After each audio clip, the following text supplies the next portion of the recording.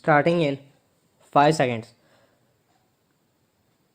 In 1959, the United Nations General Assembly adopted the Declaration of the Rights of the Child, the first charter of its kind, ensuring basic rights to all children below 18 years. With these words, mankind owes to the child the best it can give. Yet, as is well documented, children, because of their vulnerability, often become victims of abuse of power by the very people who are entrusted with their protection. The advancements in digital technologies have helped on many fronts, from registration of births, creating a legal identity, to health care, but in its forward march, it should not trample on the rights integral to a harmonious upbringing of a child. Leaning on a child's fundamental right to privacy, the Supreme Court of India has ruled that children cannot be mechanically subjected to DNA test in each and every case between warring parents as a shortcut to establishing infidelity. In a petition filed by a man who questioned his second child's paternity, Justices V. Ramasubramaniam and B.V. Nagarathna observed that genetic information sheds light on a person's essence, going to the very heart of who she or he is. This intimate personal information is part of a child fundamental right, the court said. Children have the right, it pointed out, not to have their legitimacy questioned frivolously before a court of law, directing courts to acknowledge that children must not be regarded as material objects and that they be subjected to forensic DNA testing only as a last resort, particularly when they are not parties to a divorce proceeding. Justice Nagaratna observed that it is imperative that children do not become the focal point of the battle between the spouses. While this is a welcome move, a reading of the 1989 United Nations Convention on the Rights of the Child shows that there are miles to go before every child in India is guaranteed special care and assistance. Too many childhoods are cut short, and the maxim every child has every right often forgotten. India ratified the convention in 1992, and over the years, several laws have been enacted to protect the rights of children, though their implementation has often been dodgy, failing to shield them from abuse, violence, exploitation, or neglect. The principle of best interest of the child must be at the center of every aspect of social behavior and not just in custody disputes. Stop. Starting in 5 seconds.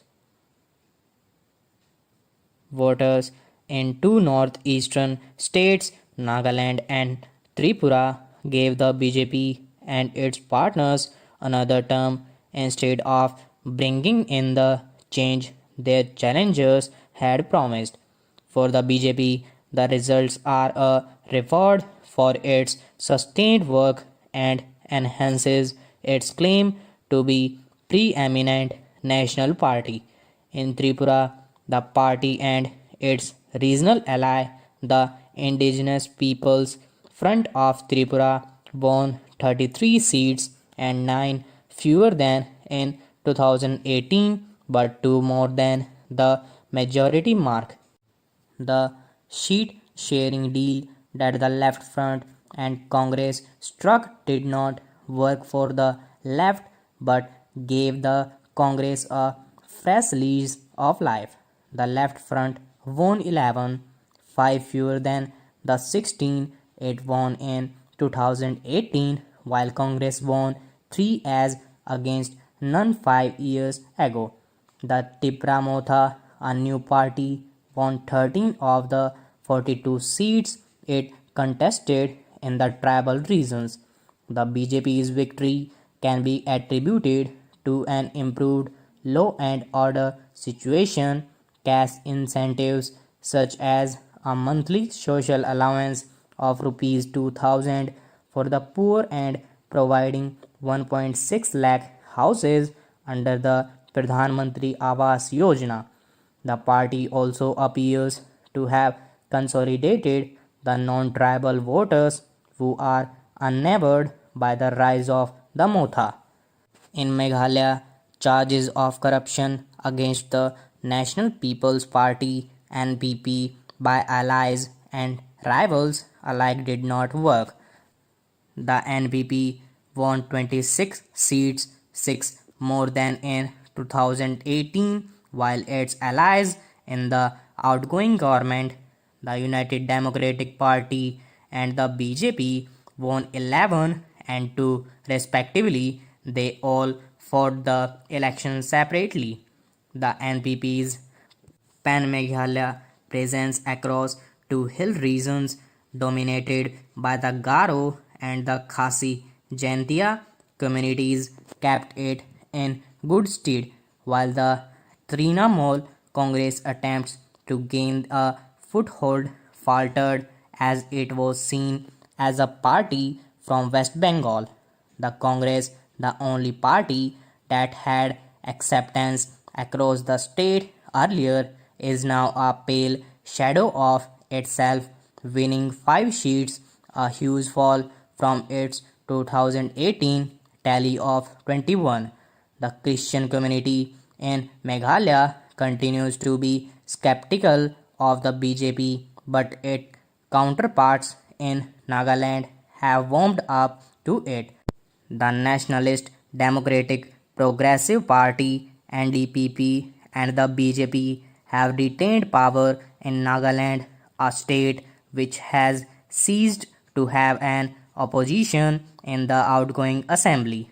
The BJP equaled its 2018 score of 12 seats, while the NDPP won 25, 7 more than in 2018.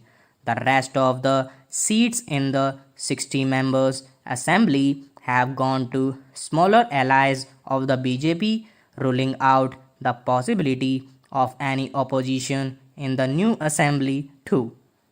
Stop. Starting in 5 seconds. Nearly 1 year to the date of Russian President Vladimir Putin's launch of attacks on Ukraine, February 24, 2022, the UN General Assembly's vote on the latest resolution to criticize Russia resulted in 141 votes in favor, 7 against. It includes Russia and 32 abstentions. It includes India and China. The resolution, or a call for a just and lasting peace that was eventually sponsored by more than 70 countries, demanded an immediate cessation of hostilities and appealed for accountability at international courts for rights violations and war crimes. Significantly, the sponsors, led by the US, its allies, the European Union countries, did not call for peace talks, something Ukrainian President Volodymyr Zelensky does not favor at present, given the status Q advantage that lies with Russian forces having laid claim to about one-fifth of Ukrainian territory.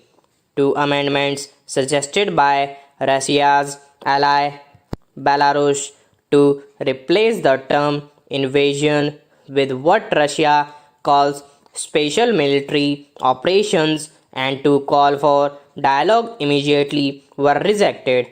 As a result, although there is a military stalemate in Ukraine, casualties continue to rise and Western sanctions have not found favor with much of the world. Ukraine and NATO countries called the vote a major victory, much like they had in a similar vote on March 2nd, 2022. In spite of several attempts by the US and the European countries, India abstained, which it has consistently done since last year on any resolution at key UN bodies that has been critical of Russia. In explanations by External Affairs Minister S. J. Shankar at international fora, some of which were reiterated by India's UN envoy on Thursday, the Modi government has asserted its strategic autonomy, citing its traditional relationship with Moscow, its initial concerns of becoming a party to the conflict, while Indian students were caught in the middle, stressing that diplomacy and dialogue are the only way forward and claiming that it is required to maintain a neutrality of sorts to leave space for mediation. While its decision to reject unilateral Western sanctions on Russia and increase trade in fuel and fertilizers with Moscow can be explained by its desire for independent decision making, it is becoming increasingly hard for New Delhi to hold that abstaining from voting at the multilateral stage is a principled stand. It has become very clear that this is indeed a Russian invasion of its smaller sovereign neighbor, one that has not been halted despite Russia gaining its initially announced strategic goals. Prime Minister Modi's celebrated statement that this era is not of war has not been heeded by President Putin, and it is unclear if Ukraine sees India as an unbiased mediator. India has proven over decades that it will not vote under duress, yet the global and reasonable leadership that New Delhi claims cannot come from appearing diffident over basic principles of sovereignty and territorial integrity. Stop. Starting in 5 seconds.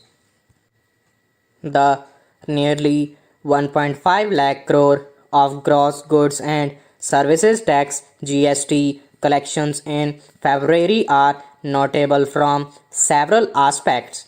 First, they mark the 12th successive month that GST revenues have stayed over 1.4 lakh crore and the fourth highest single month kitty since the launch of the GST regime. The average monthly GST collections in the first 11 months of 2022-23 now stand at rupees 1,49,776 crore, 21.5% higher than the average monthly kitty of little over 1.23 lakh crore through 2021-22. Interestingly, the average monthly revenues so far this year are higher than actual collections in 8 of those months, so collections in the other 3 months bumped up the average. Those months happened to be April with the highest monthly revenues of over rupees 1.67 lakh crore, and October and January 2023 whose collections were upgraded to over 1.57 lakh crore. The spike in these months can be attributed to quarter end and year end return filings whose taxes are collected in the first month of the subsequent quarter. This lends credence to the government's assertion in January that policy changes introduced over the past year have improved compliance with more taxpayers filing returns, a pleasant cultural augury for a country with a low tax base. Meanwhile, a perceptible shift is underway in the composition of GST revenues. The first 10 months of this fiscal had seen revenues from goods import rising 29%, while domestic transactions and services imports yielding a 22 upstick in taxes. While this breakdown is not available for January, February marks the second time in 3 months that domestic revenues have outgrown taxes from goods imports, with the former rising 15% and the later just 6%. While this is in tune with a sharp dip in imports in January, it also signals a likely cooling of discretionary domestic demand that had been driving up the import bill along with elevated commodity prices. That domestic revenue trends are uneven with sharp variation across states is another cause for concern. The 2023-24 budget expects GST revenue growth to slow from about 22% this year to 12%, with tax buoyancy expected to drop. That represents a pragmatic outlook amid a world tightening its belt for a slowdown, but the finance minister's attempt to play up February's GST kitty by arguing that the 28-day month normally witnesses lower revenues is disingenuously and unnecessary, as these revenues pertained to transactions undertaken over the 31 days of January. By this logic, March should see a dip in tax inflows as February had fewer days of activity. Stop. Starting in 5 seconds.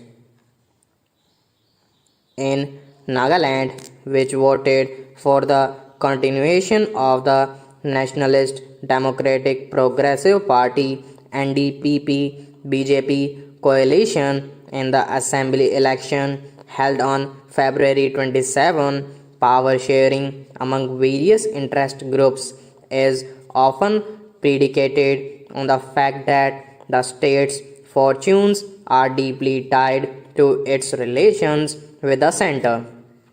The party in power in Delhi gets a significant say in the state's politics. In the NDPP BJP 40-20 seat understanding, their coalition won 37. The rest was shared by several parties such as Nationalist Congress Party, which stands third with 7 seats. Politics in Nagaland is such that nobody wants to be in the opposition, and all MLAs have now extended support to the NDPP BJP government. Far from being a sign of healthy political unity, the complete absence of an opposition in the assembly has pushed the state to a new law in terms of a lack of legislative accountability.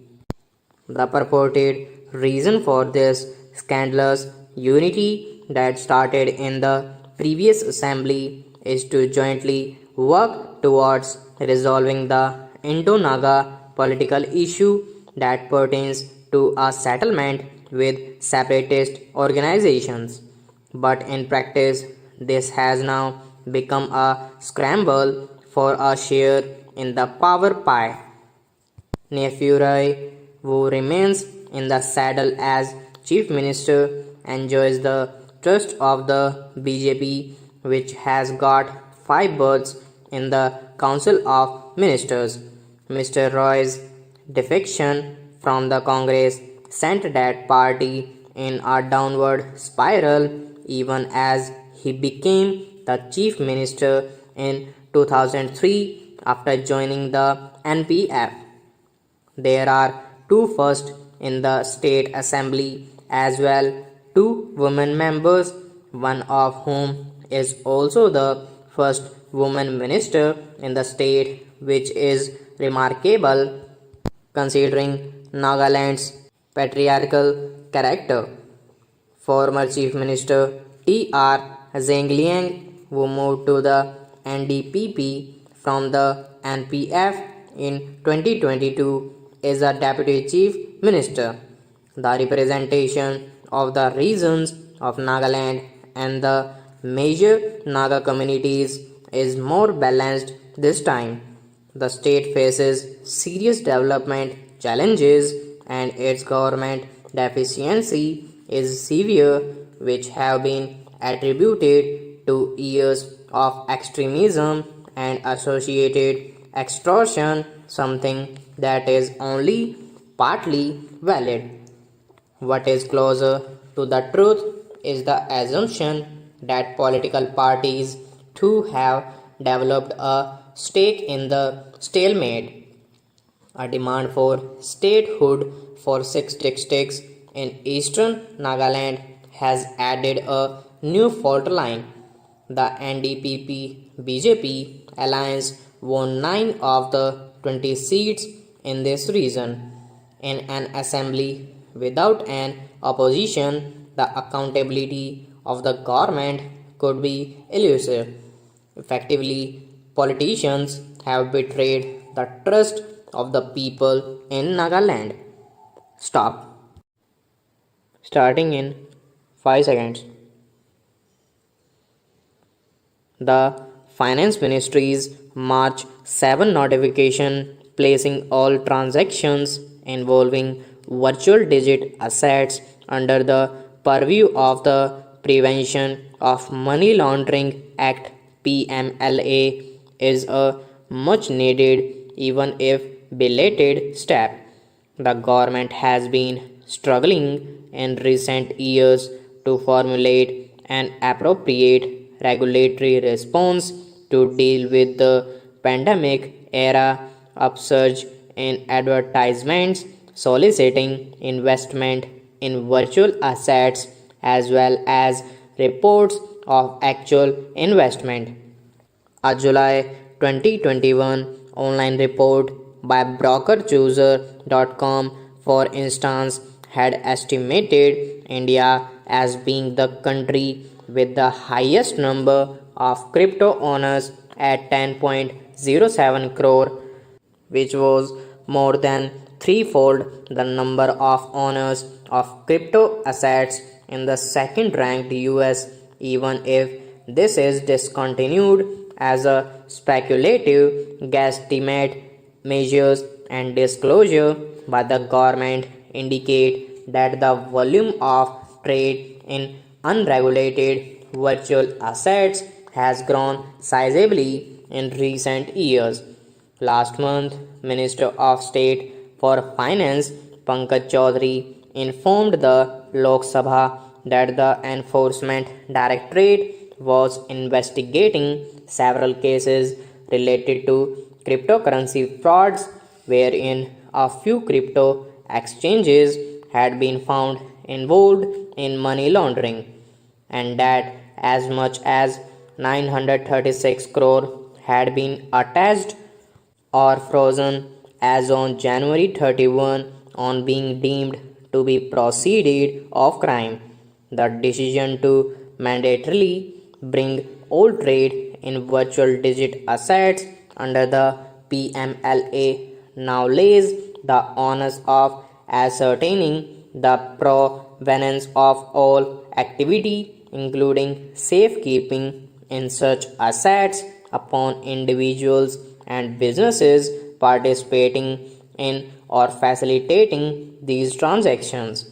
The Intergovernmental Financial Action Task Force FATF, the Global Money Laundering and Terrorist Financing Watchdog, has been continuously flagging the potential that virtual digit assets have for criminal misuse, considering the speed and anonymity with which they can be traded worldwide. As it has pointed out, the fact that a few countries have moved to regulate virtual assets and some others have banned them outright, while a majority have not taken any action, has created a global system with loopholes for criminals and terrorists to abuse.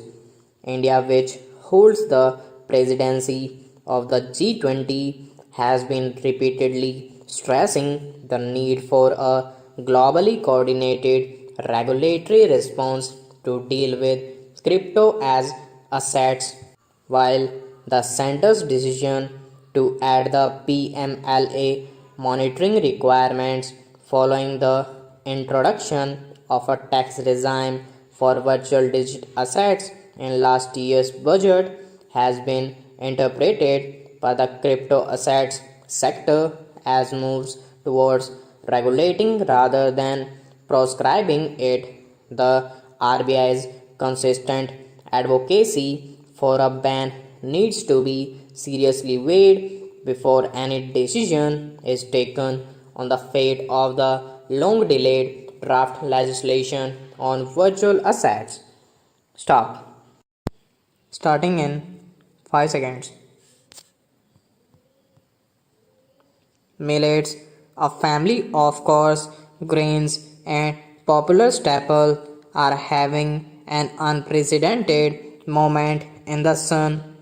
Prime Minister Narendra Modi recently inaugurated a global conference on millets, extolling them as the door to prosperity for India's marginal farmers, the cornerstone of nutrition, and as a potential ally against climate change. The United Nations has declared 2023 as the International Year of Millets, and Finance Minister Nirmala Sitharaman, in the budget speech in February, singled them out as Sri Anna, roughly translated as the best among grains, adding that the Indian Institute of Millets Research in Hyderabad would be spotted as a center of excellence. Millets such as sorghum, bajra, and ragi are strongly linked to Indian dietary traditions, which is why the country has for long been the largest producer of millets in the world.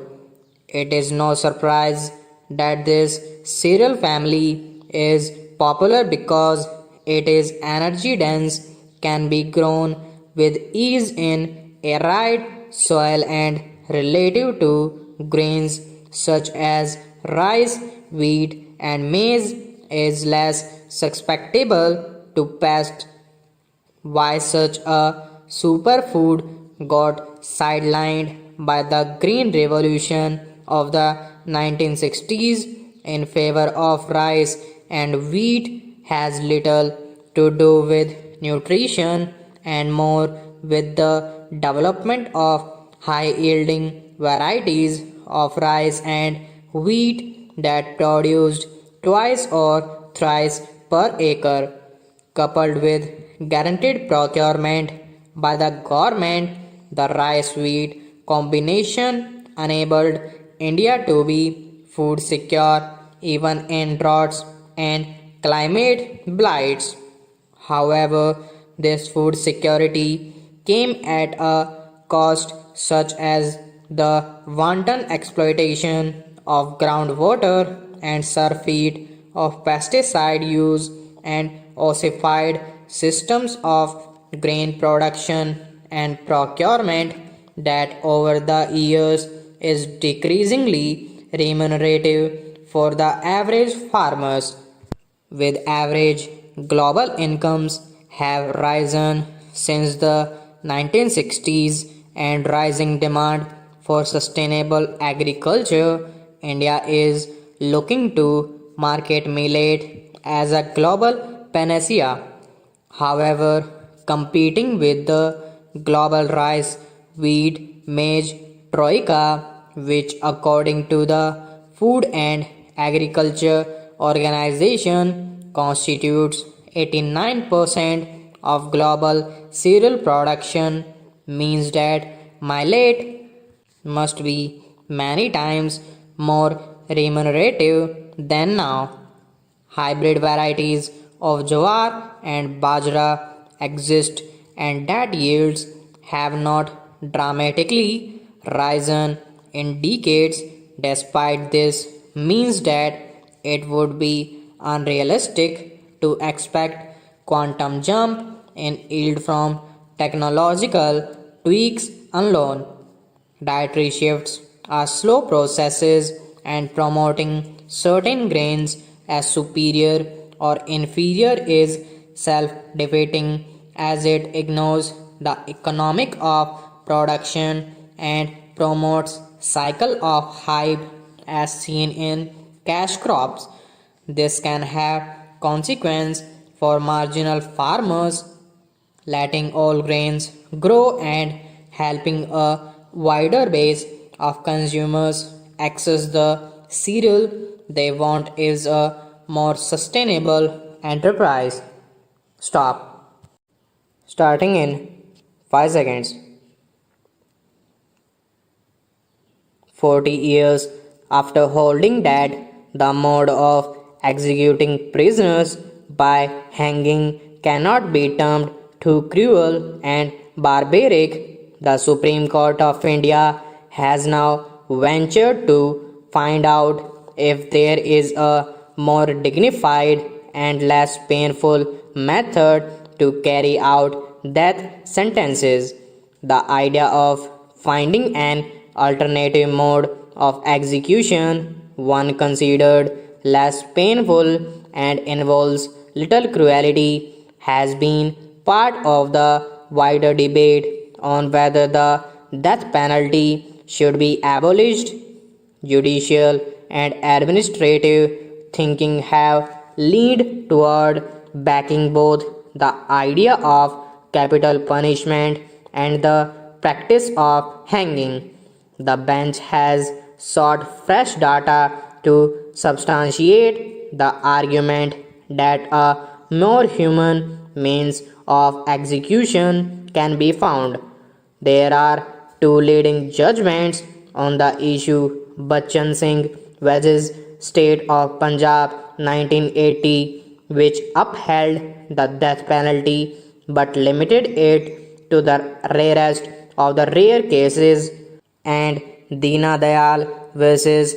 Union of India and others 1983, which upheld the method by ruling that hanging is as painless as possible and causes no greater pain than any other known method.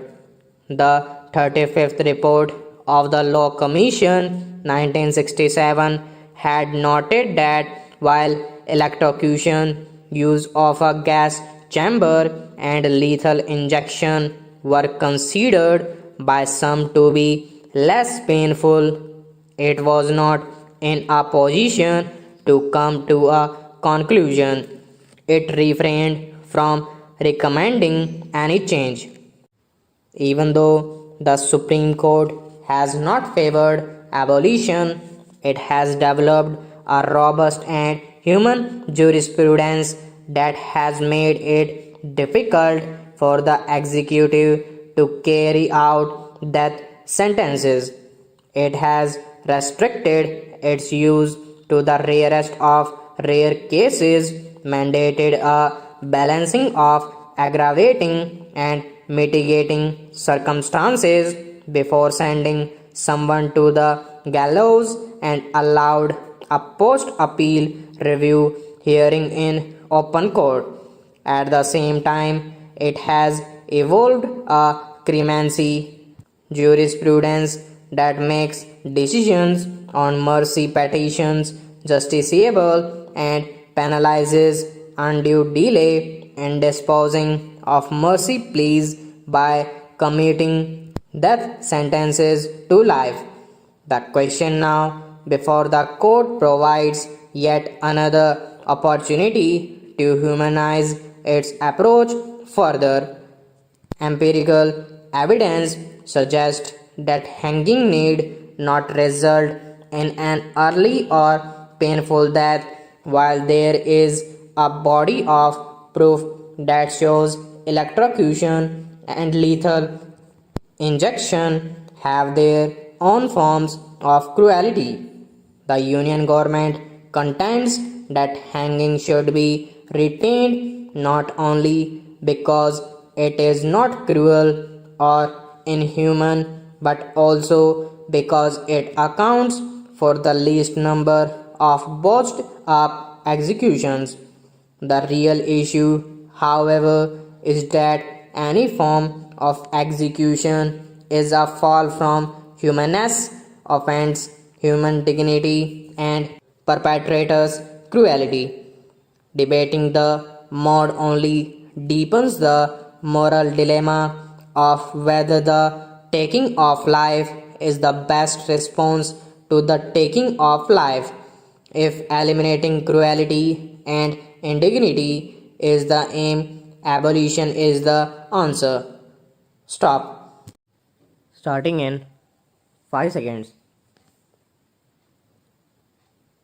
The Union Finance Ministry's reiteration in the Rajya Sabha recently of the legal position, the absence of any provision to allow the accumulated corpus of members of the National Pension System (NPS) to be refunded and deposited back to states should have a deterrent effect on those states contemplating a return to the old pension scheme (OPS).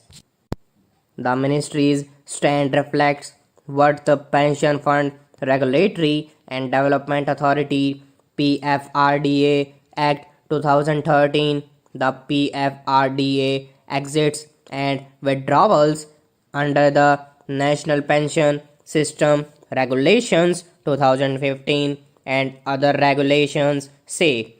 The center has also been making it clear for the right reasons that it is not considering any proposal to restore the OPS. As experts and the Reserve Bank of India (RBI) points out, the annual saving in fiscal resources that was reversion to the OPS entails is short-lived. The potential fiscal benefit would be overtaken by the huge liability later in the form of pension payment. The former RBI Governor D. Subbarao even called the idea regressive, with more privilege for government servants than the public, many of whom have no social safety net. However, the issue refuses to die down as government employees or those in government controlled enterprises have been fighting for it. Be it Maharashtra, Uttar Pradesh, or Karnataka, staff have struck work demanding, among others, the reintroduction of the OPS, but their concern about the uncertainty over the amount of pension under the NPS is genuine, as they are justified in aspiring for a quality retired life. The NPS, despite being PFRDA regulated, is a market linked and defined contribution product, while the OPS is a defined benefit pension scheme where beneficiaries generally get 50% of their final salary and the whole cost is borne by the government. So the flat rejection of the demand for the OPS would only exacerbate the situation. It is time that the center formulated a scheme that combines features of the old and the new while retaining the element of employees' contribution. The scheme can have higher contributions by the government, which should also step in if the returns do not ensure the prescribed minimum pension amount. A proposal by Andhra Pradesh last year deserves attention, holding on to the contributory character of the NPS. The proposal guarantees 33% of basic pay. If required, it can be improved upon to suit the requirements of other states too. Better health facilities that include a liberal insurance scheme can be considered. On their part, the employees should be both pragmatic and willing to resolve the issue. Stop. Starting in 5 seconds. The rigors of the law and the tribulations of politics have come together to bedevil Congress leader Rahul Gandhi. An election time jibe he had made in 2019. How come all of these thieves have Modi in their names? Has been declared by a court in Surat to be defamatory. Mr. Gandhi has been sentenced to 2 years in prison, the maximum sentence for criminal defamation, and disqualified from his membership in the Lok Sabha. Both the conviction and sentence raise legal questions. Does the remark amount to defaming anyone in particular or to people with the surname Modi as a group? Case law indicates that the expression collection of persons used in section 499 of the IPC with reference to those who can be defamed has to be an identifiable class or group, and that the particular member who initiates criminal proceedings for defamation must demonstrate personal harm or injury by the alleged defamatory statement. It is difficult to sustain the argument that all those with the surname and not merely the three individuals, including Prime Minister Narendra Modi, who were referred to, can be aggrieved persons. Also, it is not clear if the complainant, BJP MLA Purnesh Modi, had shown that he was aggrieved by the alleged slur either personally or as a member of the Modi group. The maximum sentence is also troubling. Statutes prescribe maximum jail terms so that trial courts use their discretion to award punishments in proportion to the gravity of the crime. It is questionable whether attacking an indeterminate set of people with a journal remark will amount to defamation, and even if it did, whether it is so grave as to warrant the maximum sentence. The correctness of the judgment will be decided on appeal, but the political cost to Mr. Gandhi in the form of disqualification from the House and from electoral contest will have a lasting impact unless he obtains a stay on the conviction rather than mere suspension of sentence. In a country that often frets over criminalization of politics, corruption, and hate speeches, it is ironic that criminal defamation should overwhelm the political career of a prominent leader. A modern democracy should not treat defamation as a criminal offense at all. It is a legacy of an era in which questioning authority was considered a grave crime. In contemporary times, criminal defamation mainly acts as a tool to suppress criticism of public servants and corporate misdeeds. In 2016, the Supreme Court upheld criminal defamation without adequate regard to the chilling effect it has on free speech, and to that one must now add political opposition and dissent. Opposition parties expressing dismay at the verdict against Mr. Gandhi should include abolishing criminal defamation in their agenda. Stop.